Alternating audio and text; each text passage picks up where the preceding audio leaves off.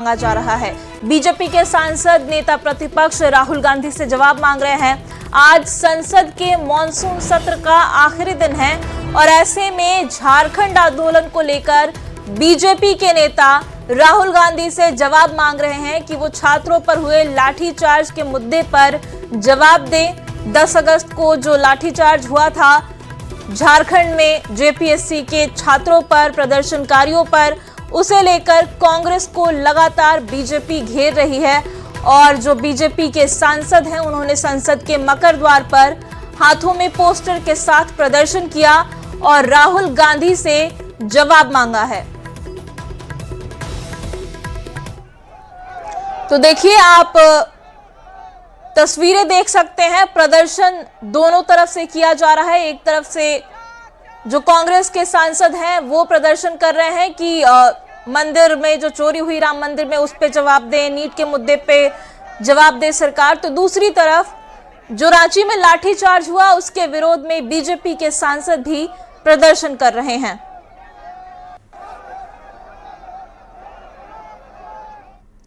NDA सांसदों ने संसद के बाहर प्रदर्शन कर झारखंड का मुद्दा उठाया है। इस दौरान गोड्डा सांसद निशिकांत दुबे ने राहुल के खिलाफ अपशब्द का इस्तेमाल किया। साथ ही संजय सेठ और आदित्य साहू ने भी राहुल गांधी पर हमला बोला है।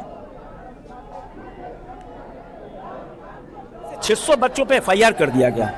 एफआईआर क्यों किया गया? वो न्याय मांगने गए थे, उनका आपने भविष्य बेच दिया। और जब वो प्रोटेस्ट मार्च कर रहे थे, आप उन्हें एफआईआर करोगे? क्या राहुल गांधी आप बोलोगे कि एफआईआर गलत है? नहीं बोलोगे, आपका डबल स्टैंडर्ड। अब आप देखो, एक तरफ एफआईआर कर रहे हो और दूसरी तरफ मुख्यमंत्री आवास जो हेमंत सोरेन जहां रहते हैं उसके अगल बगल के 3 किलोमीटर जितनी भी सड़कें हैं वो कांटेदार ब्लेड वाली जो तार होती इससे घेर दिया है। कोई भी परिंदा पर नहीं मार पाएगा। आप राजा हो या मुख्यमंत्री हो? अरे बंदर से पूछिए, कांग्रेस के समर्थन से, विपक्ष के समर्थन से झारखंड में सरकार चल रही है और हमारे छात्र वहां 20 दिन से आंदोलन कर रहे हैं। अगर राहुल गांधी में दम है तो झारखंड में जाकर के छात्रों से बात करे। सिर्फ ट्वीट करने से, बाइट देने से नहीं चलेगा। दिल्ली से ये वहां पर संरक्षण दे करके, समर्थन से दे करके वहां पर झारखंड के छात्रों का नौकरी बेचने का काम कर रहा है राहुल गांधी। राहुल गांधी में दम है तो मुख्यमंत्री के आवास के सामने धरना में जाकर बैठे, आंदोलन करे और सरकार को चेतावनी दे। छात्रों का जो सीबीआई जांच की मांग है, सीबीआई जांच कराए और वहां पर सरकार यदि नहीं कराती है तो समर्थन वापस लेकर के छात्रों के साथ आंदोलन में बैठे। लेकिन इसके सब समर्थन से छात्रों का नौकरी वहां पर 7 सालों से बेचा जा रहा है। नौकरी बेचने वाले लोग हैं।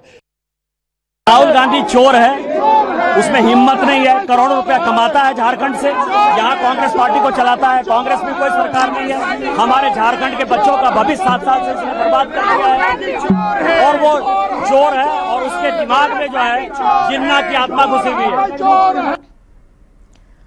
और इस बीच देखिए, रांची से बड़ी खबर आ रही है। सूत्रों के हवाले से बड़ी खबर है। छात्रों के प्रदर्शन के दौरान हुए हंगामे और बैरिकेडिंग तोड़ने को लेकर पुलिस ने 600 लोगों के खिलाफ एफआईआर दर्ज की है। इसमें 100 नामजद अभियुक्त बनाए गए हैं जबकि 500 अज्ञात लोगों के खिलाफ एफआईआर दर्ज की गई है। एफआईआर में ज्यादातर बीजेपी के युवा कार्यकर्ता हैं और इस एफआईआर के बाद पुलिस ने कार्रवाई भी शुरू कर दी है। तो ये बड़ी खबर 10 अगस्त की प्रदर्शन को लेकर पुलिस ने 600 लोगों पर एफआईआर दर्ज कर ली है, जिसमें 100 नामजद आरोपी बनाए गए हैं जबकि 500 अज्ञात लोगों के खिलाफ एफआईआर दर्ज की गई है। और सूत्रों के हवाले से ये बड़ी जानकारी, जो 10 अगस्त को विधानसभा मार्च हुआ था उस मामले में सूत्रों के हवाले से ये जानकारी आ रही है कि 600 लोगों पर एफआईआर दर्ज की गई है, जिसमें 100 नामजद आरोपी हैं जबकि 500 अज्ञात लोगों के खिलाफ एफआईआर दर्ज की गई है। और सूत्रों के हवाले से जानकारी ये भी है कि जिन लोगों पर एफआईआर हुई है उसमें ज्यादातर बीजेपी के युवा कार्यकर्ता शामिल हैं।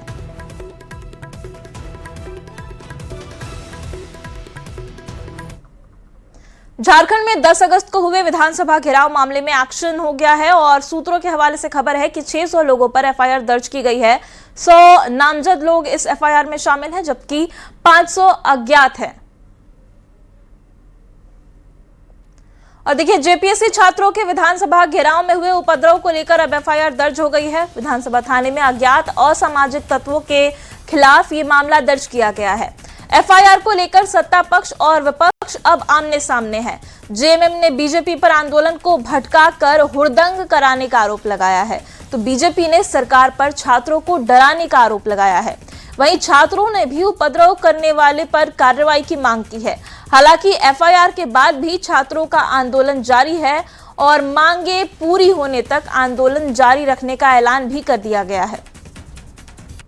जो वैसे उपद्रवी तत्व हैं उन्हें तो छूट नहीं दी जा सकती। उनको तो उनके इस पूरे मामले को उजागर करना होगा।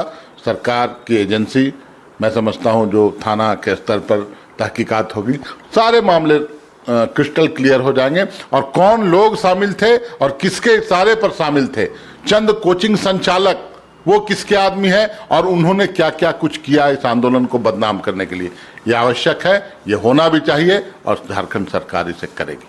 मुख्यमंत्री जी को दोबारा सत्ता में इन्हीं युवाओं ने, इन्हीं छात्रों ने चुनकर लाने का काम किया। पहले उन्होंने विधानसभा घेराव के दौरान 4 बार लाठियां चार्ज कराई, बर्बर लाठी चार्ज हुआ और अब मुकदमे दर्ज किए जा रहे हैं छात्रों पे। अज्ञात छात्रों का नाम दिया गया है ताकि दमन का चक्र चलता रहे, जब चाहे जिस छात्र को उठा ले।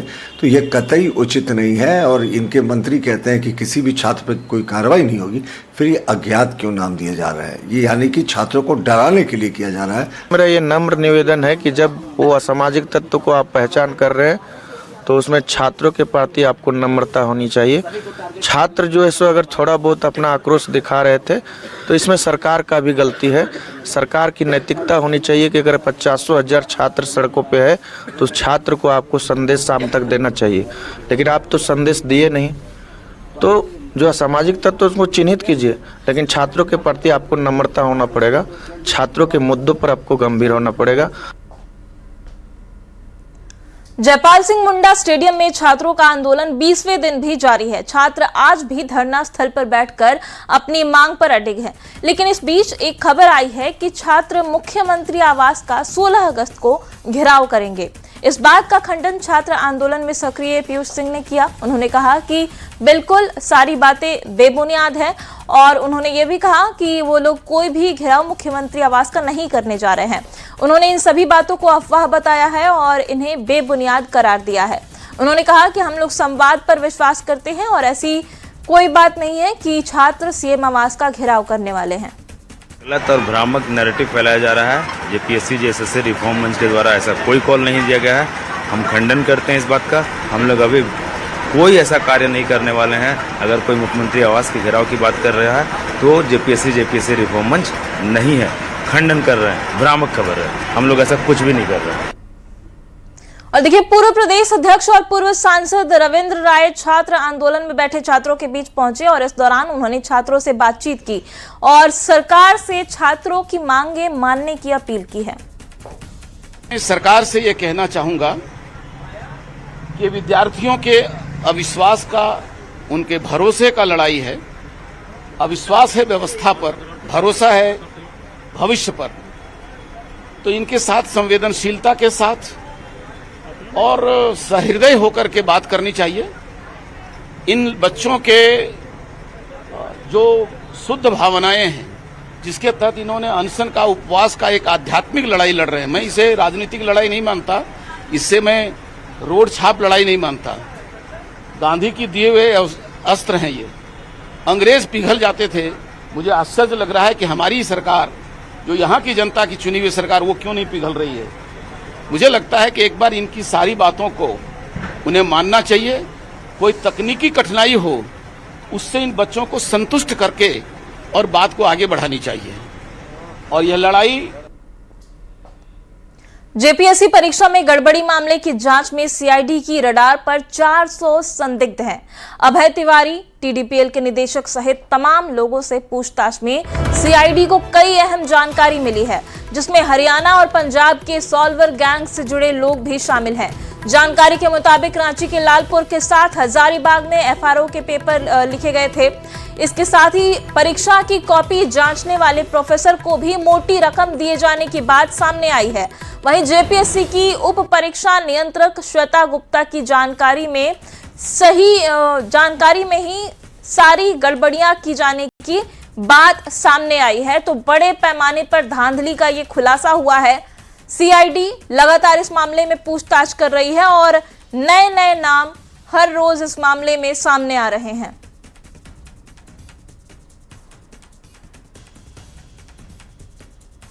पीएससी और जेएसएससी परीक्षा में हुई धांधली को लेकर जहां छात्रों का आंदोलन जारी है, तो दूसरी तरफ अगर बात की जाए तो सीआईडी की जांच में भी कई अहम खुलासे होते हुए नजर आ रहे हैं। अब तक हुई पूछताछ में करीब 400 लोग ऐसे हैं जो अब सीआईडी के रडार में हैं और ख़ासतौर से इसमें ये जानकारी सामने आई है कि जो सॉल्वर गैंग के शिक्षाविद हैं, जिसमें कि हरियाणा जैसे राज्यों के भी शिक्षाविद शामिल हैं, उन तमाम लोगों का जो है वो मदद ली गई है। परीक्षा जो है उसमें प्रश्न पत्र को लिखवाने को लेकर, इन तमाम चीज़ों को लेकर सीआईडी की जांच की जा रही है।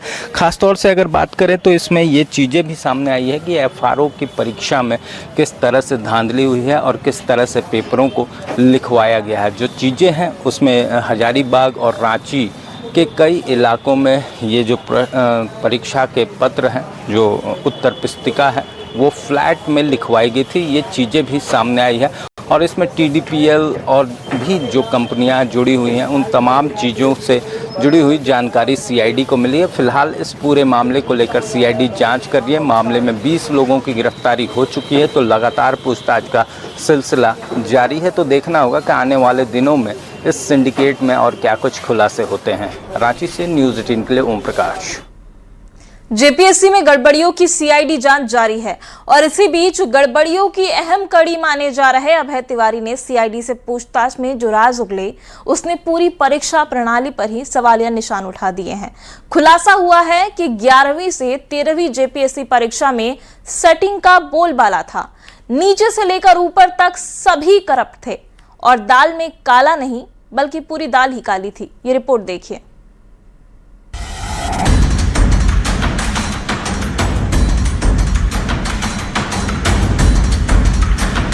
झारखंड में जेपीएससी जेएसएससी परीक्षा में अनियमितता को लेकर सीआईडी की जांच जारी है। जांच एजेंसी की ओर से अब तक 20 से अधिक लोग गिरफ्तार किए गए हैं, जिनसे पूछताछ जारी है।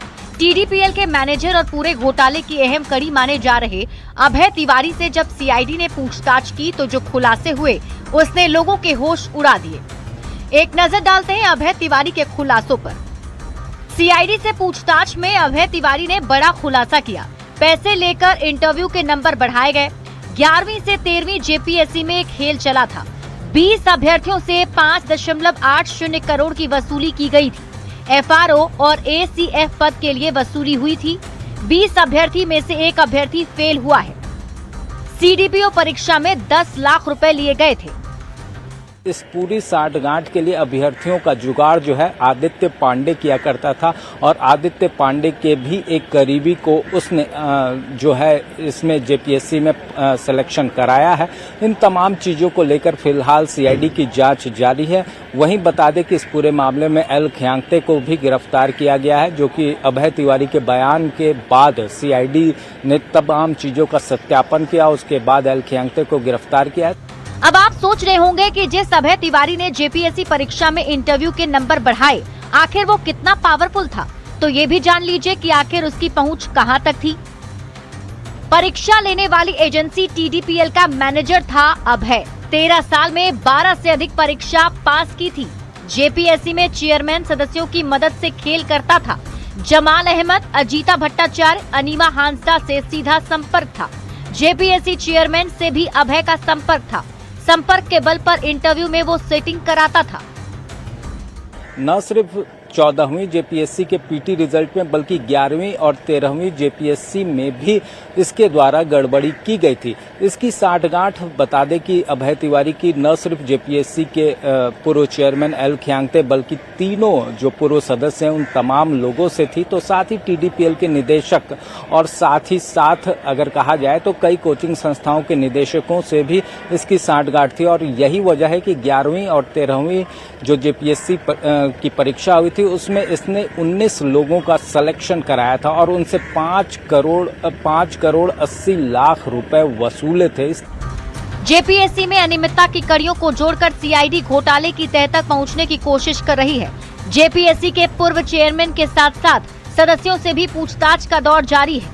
अजीता भट्टाचार्य, अनीमा और जमाल अहमद से पूछताछ हो रही है और जो खुलासे हो रहे हैं उससे पूरी परीक्षा को लेकर एक बात तो तय है कि दाल में कुछ काला नहीं, पूरी दाल ही काली है।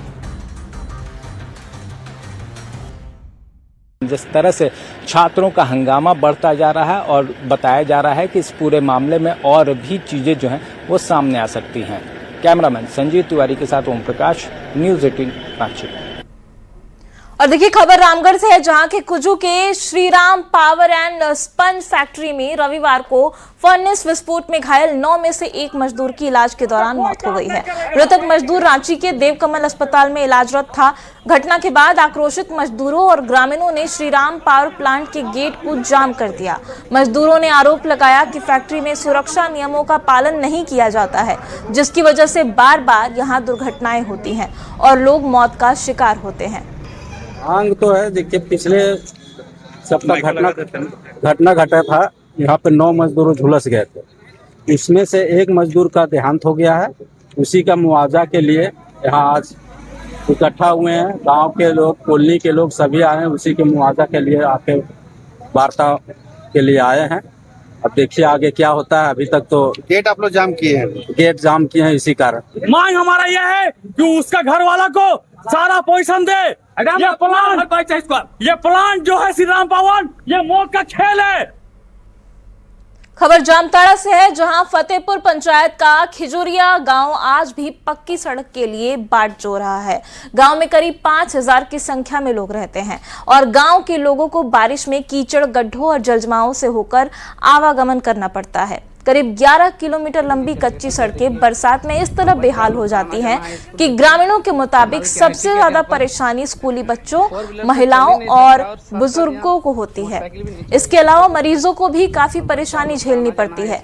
बारिश के दौरान एम्बुलेंस गांव तक नहीं पहुंच पाती, जिसकी वजह से गंभीर मरीजों को खाट या फिर कंधे के सहारे मुख्य सड़क तक लाना पड़ता है।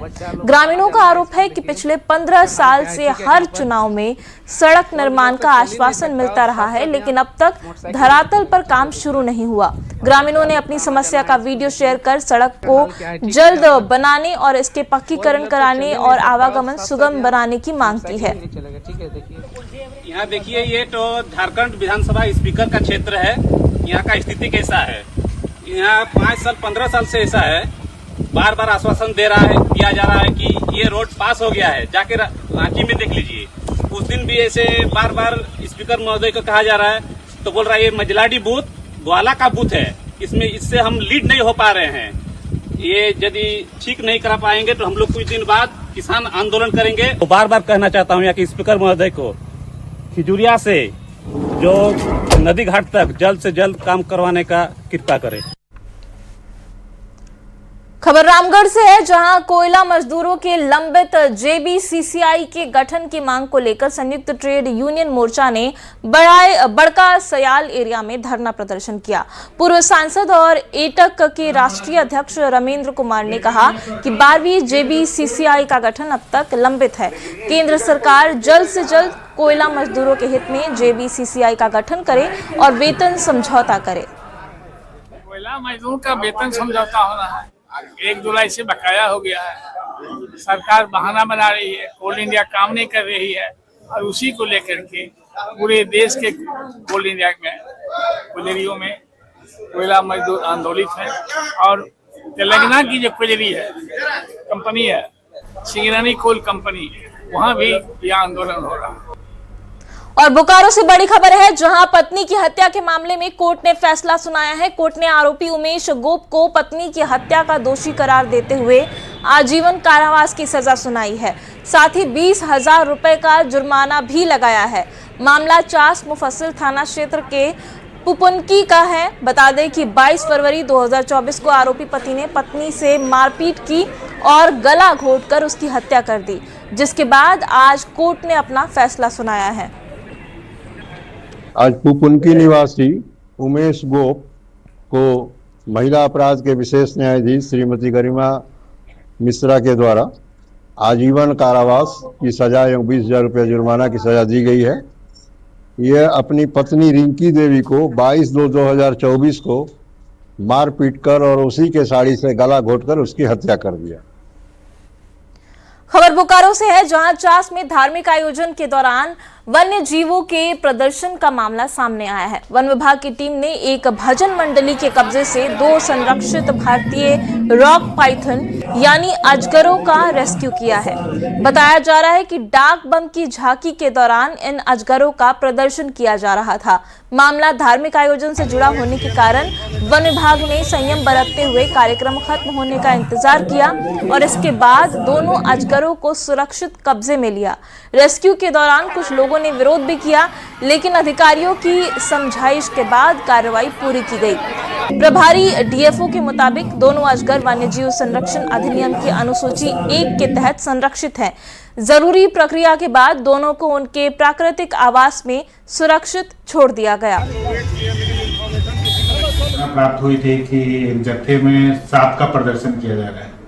वो सांप पाइथन कैटेगरी में आता है, जो कि एक शेड्यूल्ड एनिमल है, संरक्षित एनिमल है और वन जीव संरक्षण अधिनियम के तहत उसको प्रोटेक्शन प्राप्त है। जब उसको पाला नहीं जा सकता, उसका कोई अन्य सांस्कृतिक कार्यक्रम में उसको नहीं दिखाया जा सकता, इसीलिए वन विभाग ने हस्तक्षेप कर उसको रेस्क्यू किया है और अब हम उसको जंगल में छोड़ देंगे। झारखंड सरकार के पूर्व मंत्री बंधु तिर्की आगामी 30 अगस्त को रांची के मोरहाबादी मैदान में आयोजित होने वाले आदिवासी एकता महाजुटान को लेकर हजारीबाग पहुंचे। उन्होंने आदिवासी समाज के लोगों के साथ बैठक कर महाजुटान को सफल बनाने और ज्यादा से ज्यादा संख्या में रांची पहुंचने की अपील की। रांची के ऐतिहासिक मोरहाबादी मैदान में आदिवासी एकता